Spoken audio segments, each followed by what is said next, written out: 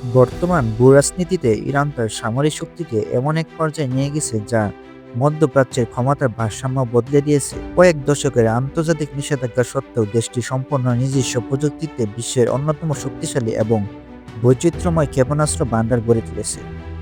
মূলত আত্মরক্ষা এবং দূরপাল্লা প্রতিরোধ ব্যবস্থা গড়ে তোলাই ইরানের এই সামরিক অগ্রগতির প্রধান লক্ষ্য। বিশাল পাল্লা ও কৌশলগত বৈচিত্র্য ইরানের মিসাইল সক্ষমতার প্রথম শক্তি হলো এর পাল্লা বা রেঞ্জ। তাদের ভান্ডারে ৩০০ কিলোমিটার থেকে শুরু করে ২০০০ কিলোমিটার বা তারও বেশি দূরত্বের ক্ষেপণাস্ত্র আছে।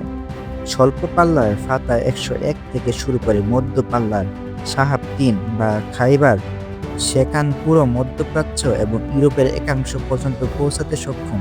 এই বৈচিত্র্যই ইরানকে দূর থেকে প্রতিপক্ষের উপর বড় ধরনের চাপ সৃষ্টির ক্ষমতা দেয়। প্রযুক্তির উৎকর্ষ ও হাইপারসনিক শক্তি ইরান এখন আর কেবল সংখ্যায় নয়, নিখুঁত লক্ষ্যভেদেও অনন্য।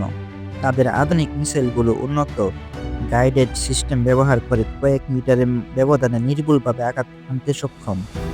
বিশেষ করে তাদের দাবি করা ফাতা ও হাইপারসনিক মিসাইল শব্দের থেকে ৪ গুণ বেশি দ্রুত চলে, যা বর্তমান বিশ্বের আধুনিকতম প্রতিরক্ষা ব্যবস্থাকেও যেমন আয়রন ডোম ফাঁকি দিতে সক্ষম।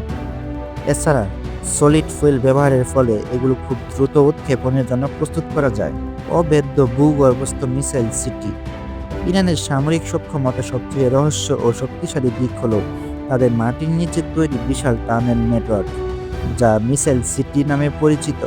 শত শত ফুট গভীর এই বাংকারগুলো হাজার হাজার মিসাইল সংরক্ষিত থাকে।